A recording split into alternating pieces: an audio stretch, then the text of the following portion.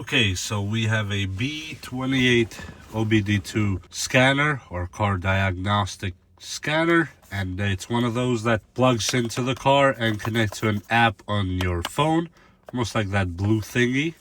And on the back you have a thingy, a QR that you scan to get the appropriate software for it, and that's it. Besides that, let's go inside and see what's going on.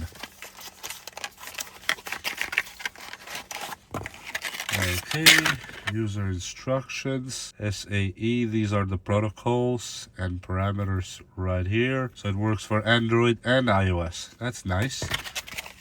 And this is the OBD itself. It's a tiny thing. Vehicle Diagnostic Scanner, or VDS, with a full pin readout. Well, let's get the app going really quick on my phone and see how it connects and how it works. Okay, I haven't plugged it in the car yet, but it's looking for the device. So let me plug that in real quick on my car and turn the ignition on or something. Let's see how that goes. Available device has been inserted.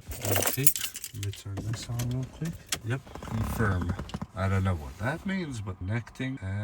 Boom. It says we are connected now. Real-time data stream, battery monitor, fault indicator detection, freeze frame, component diagnostic ready status. Okay, currently heated catalyst, secondary air system, AC, status test completed. Okay, vehicle speed 0, I know that. Battery 12.2, that's actually impossible. That's a little bit higher. Start testing for DTCs. So it looks like it's doing something. Lubrication. Okay, I don't have any fault codes. Well, I kind of knew that, but okay, no problems found. What else do we have here? Real-time data stream. It's gonna check long-term fuel bank 1 is 6.3% because the car is turned off right now. Engine coolant, engine RPM 0. What if I turn on the car? Let's see now. Engine RPM 940. Yep, it actually works in real time. So if I turn the car on, everything works, no problem. Vehicle speed, of course, is nothing. So it has all the pedal position. Let me put the accelerator just a touch. Oh yeah, I see the percentage move just a little bit. Absolute throttle position B. Yep. So it actually detects everything on the car. Look at that. On the real-time data stream. Let me see a DTC monitoring while the engine is running, just to see if it sees anything. And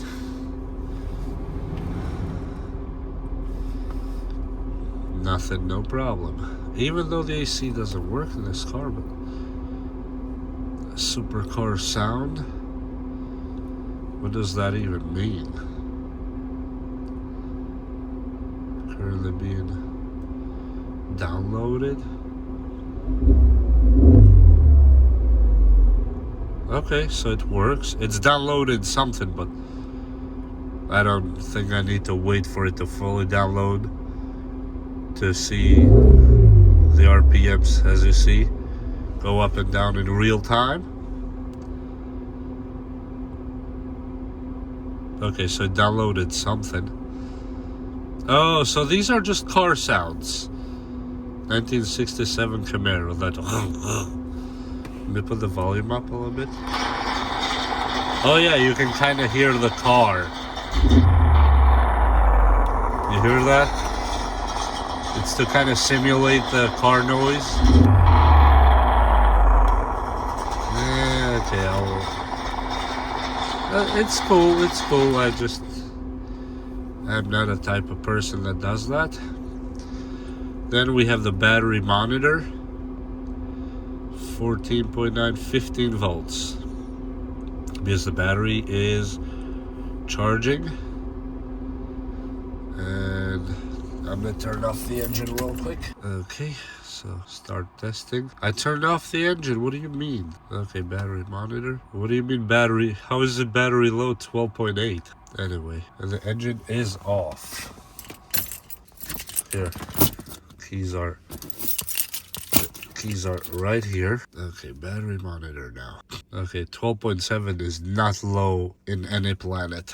That's one thing. And how the RPMs are going 818, I do not understand. Just to show you, engine is completely off. There's no RPMs going on anywhere at all. Not even near me, let alone in the car. But according to the app, we are revving at 818 RPMs.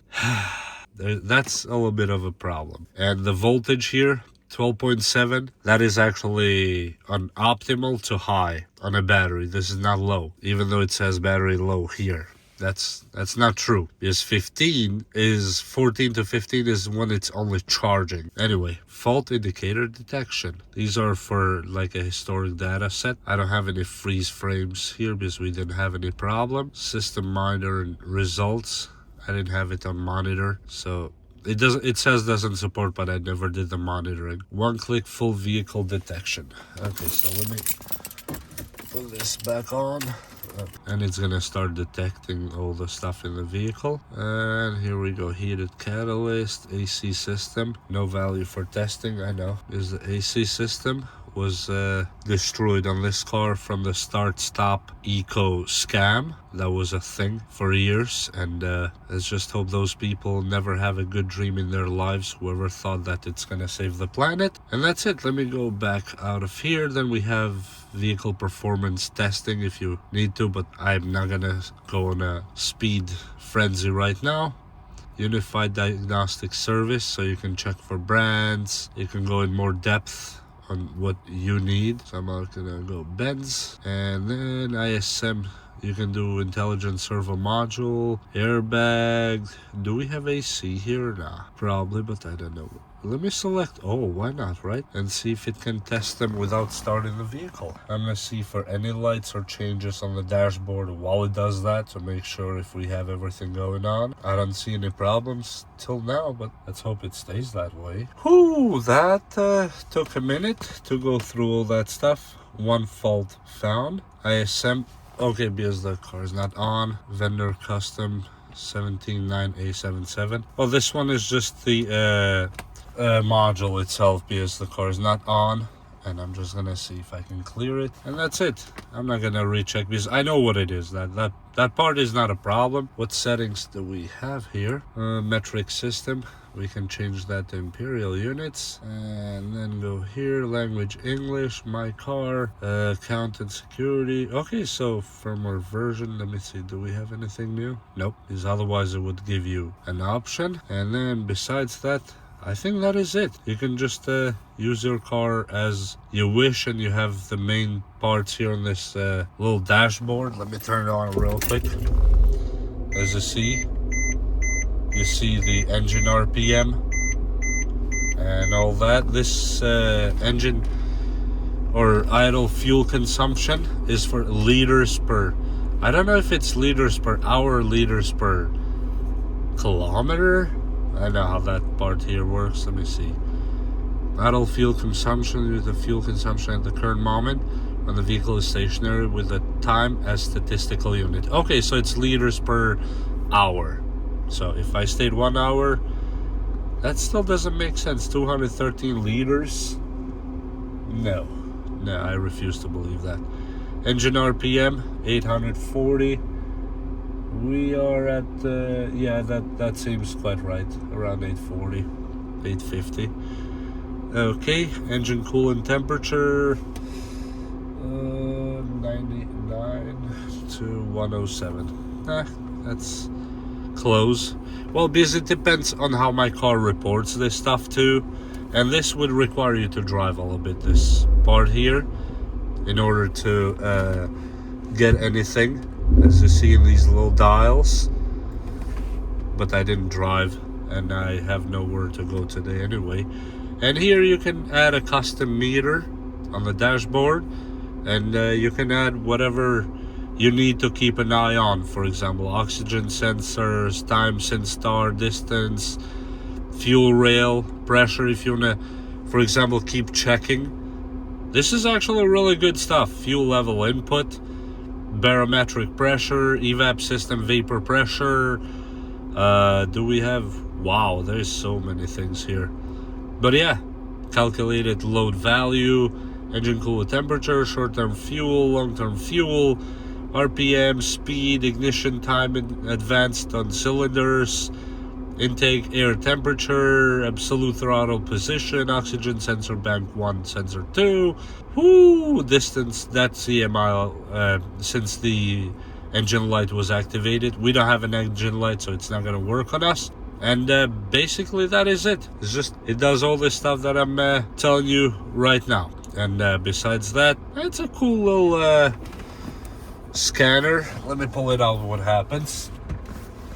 So it's just a tiny OBD. Oh yeah, it disconnected from the app. Tiny little OBD scanner, very handy for quick kind of problems. If you get a engine light on or something and you just connect it to your phone with the app and you're good to go. Man, I would say this is cool, especially for the price. Yeah, it's kind of good.